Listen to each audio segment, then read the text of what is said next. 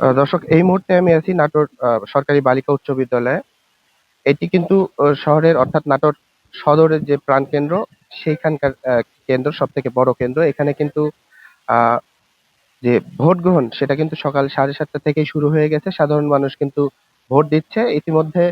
আহ, আমরা একটু দেখানোর চেষ্টা করব যে আসলে যে ভোটারদের যে লাইন, সেই লাইন কিন্তু আহ, পরিপূর্ণ ছিল। এর মধ্যে তারা কিন্তু ভোট দিচ্ছেন। এবং একটু সমীকরণ আপনাদেরকে জানিয়ে রাখি যে নাটোর দুই আসনটি কিন্তু নাটোর সদর এবং নলডাঙ্গা নিয়ে গঠিত। এই আসনে কিন্তু মোট ভোটার সংখ্যা 4,06,000। আর পুরুষ ভোটার কিন্তু 2,01,000।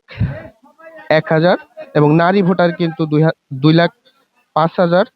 এবং তৃতীয় লিঙ্গের যে ভোটার আছে এটা কিন্তু 9 জন। আমরা একটু দেখাবো আপনাদেরকে এখানে এই সদর আসনের যে সংসদ সদস্য পদপ্রার্থী রুহুল কুদ্দুস তালুকদার দুলু, উনি কিন্তু আসলেন এবং ভোট প্রদান করলেন। ভোট প্রদানের শেষে আমরা একটু চলে যাব তার কাছে। আসলে উনি সাংবাদিকদের উদ্দেশ্যে কিন্তু কিছু বলার জন্য কিছু বলবেন, এই আমরা তার কথাটা শুনবো। সেই সাথে একটু ক্লোজ আমরা একটু দেখাই। আহ,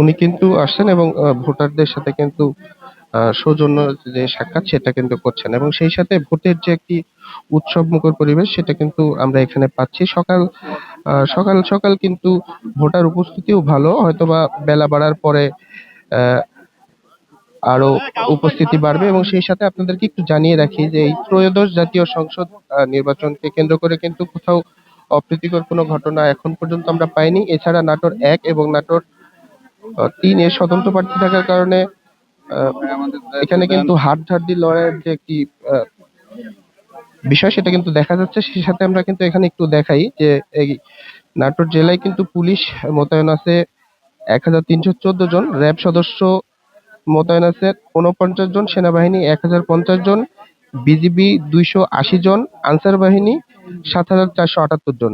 সেই সাথে এনএসআই, ডিজিএফআই সহ অন্যান্য যে গোয়েন্দা সংস্থা আছে তারা কিন্তু এই নির্বাচনী মাঠে আছেন। এবং আরেকটু একটু জানিয়ে রাখি যে নাটোর জেলায় মোট 566টি ভোট কেন্দ্র আছে। এবং সেই সাথে নাটোর সদরে, এখন আমরা যেখানে আছি নাটোর সদরে, মোট ভোট কেন্দ্র 105টি।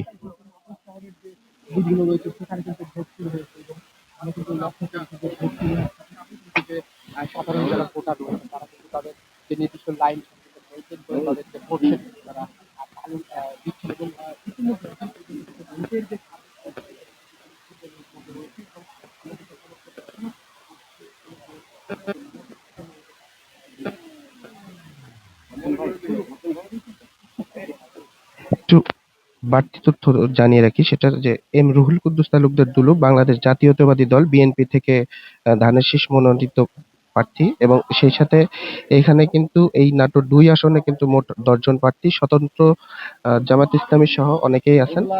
সেই সাথে কিন্তু আমরা একটু দেখতে পাচ্ছি যে এখন আমরা একটু শুনবো যে রুহুল কুদ্দুস তালুকদার দুলু কি বলেন।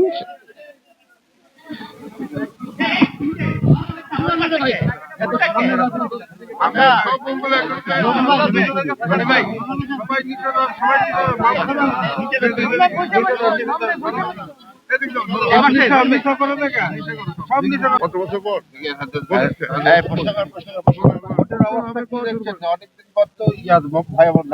আমি তো দীর্ঘ 25 বছর পর, মানে 25 বছর পরে আমি প্রথম আমার ভোট দেওয়ার সৌভাগ্য হলো। তো অনেক প্রত্যাশা নিয়ে, তো মানুষের সারা দেশে যে সারা, বিশেষ করে নাটোরে আপনারা দেখেছেন বাসে, ট্রাকে, ট্রেনে করে মানুষ ভোট দেওয়ার জন্য দূর দূরান্ত থেকে এসছে।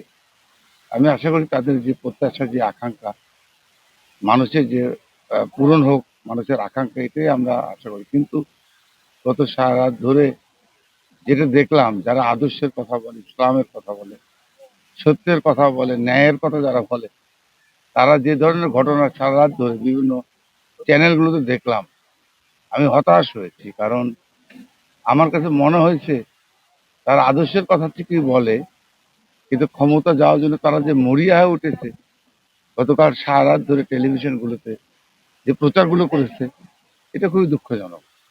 আমরা আশা করিনি যে যে রাজনৈতিক দল ইসলামের কথা বলে, ইসলাম বিরোধী কাজ করে, এটা প্রত্যাশা করি না। আমি জানি না নির্বাচনে আমরা আশা করি যে একটা সঠিক মানুষের যে প্রত্যাশার জন্য এই 25 বছর পরে এসে আমি ভোট দেওয়ার সুযোগ পেয়েছি, মানুষের সে প্রত্যাশা যেন পূরণ হয়, এটাই আশা করি। কিন্তু রাতভর যে জিনিসগুলো, যে দৃশ্য দেখলাম, এটা আমি প্রত্যাশা করিনি। কারণ এটা কোনো আদর্শ হতে পারে না। এটা ইসলামিক আদর্শের কথা যারা বলে, হ্যাঁ, তাদের কাছ থেকে এই ধরনের মানে মানে অন্যায়, মানে অনৈতিক কাজ যেটাকে বলে আর কি, এই অনৈতিক কাজ জামাত ইসলাম বা তাদের কর্মী যারা যে ঘটনা যেটা ঘটেছে, এটা আমরা প্রত্যাশা করি না। এবং আপনারা নিজেরাও জানেন, গত দুদিন আগেও নাটোরে তারা একটা ব্যাংক থেকে 4 কোটি টাকা হঠাৎ করে, যে ব্যাংক যেখানে অ্যাকাউন্টে 4 কোটি টাকা উঠানোর যেটা চেষ্টা করেছিল, আমি সাংবাদিকদের কৃতজ্ঞতা জানাই।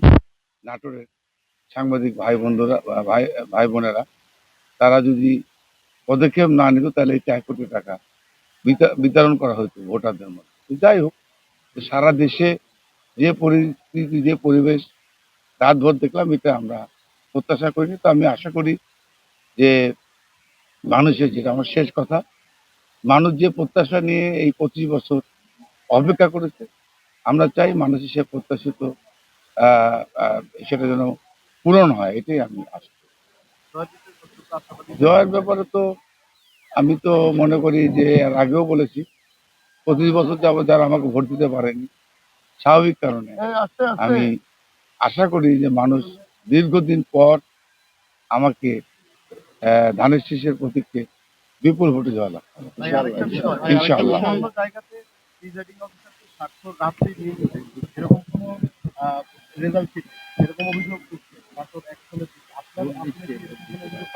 আমি এখন পর্যন্ত পাই নাই। এখন এখন আমি জানি না আসলে। আমি তো বললাম যে যেটা আশা করিনি, এখন সে ধরনের ঘটনা ঘটে যাচ্ছে। তো আমি এটা, যেহেতু ভোট শুরু হলো, আমি খোঁজ খবর নিলে বুঝতে পারবো আসলে। আমি যেটা বললাম যে যেটা আমরা প্রত্যাশা করেছি যাদের কাছে, সেটা তো তারা সে কাজ করছে না। তারা অনৈতিক কাজের সঙ্গে লিপ্ত। কারণ ওই যে বললাম, সারা রাত ধরে যে টেলিভিশন চ্যানেল আই, তারপর বাংলা ভিশন থেকে শুরু করে যতগুলো চ্যানেল আছে, প্রত্যেকটা চ্যানেলেই তাদের এই সমস্ত অনৈতিক কাজের, কর্মকাণ্ডের দৃশ্য দেশের মানুষ দেখছে। এখন পর্যন্ত